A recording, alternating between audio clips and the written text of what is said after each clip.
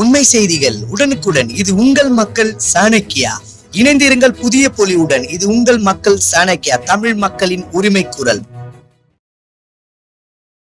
சென்னை அம்பத்தூர் தாசில்தார் அலுவலகம் அருகே தினேஷ் பாபு என்பவர் வெட்டி படுகொலை செய்யப்பட்ட சம்பவம் அதிர்ச்சியை ஏற்படுத்தியுள்ளது.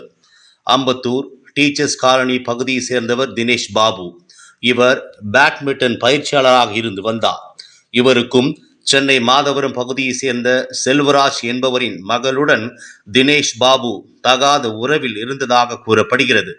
தனது மகளுடன் தினேஷ் பாபு தகாத உறவில் இருந்ததை அறிந்து ஆத்திரமடைந்த செல்வராஜ் பேட்மிண்டன் பயிற்சியாளர் தினேஷ் பாபுவை ஆட்களை வைத்து அம்பத்தூர் தாசில்தார் அலுவலகம் அருகே வெட்டி கொலை செய்ததாக கூறப்படுகிறது. பேட்மிண்டன் பயிற்சியாளர் தினேஷ் பாபுவை வெட்டி படுகொலை செய்த 7 நபர்கள், இந்த கொலைக்கு உறுதுணையாக இருந்த 2 வழக்கறிஞர்கள் மற்றும் பெண்ணின் தந்தை செல்வராஜ் ஆகிய 10 பேரையும் அம்பத்தூர் போலீசார் கைது செய்து நீதிமன்றத்தில் ஆஜர்படுத்திய பிறகு சென்னை புழல் சிறையில் அடைத்தனர்.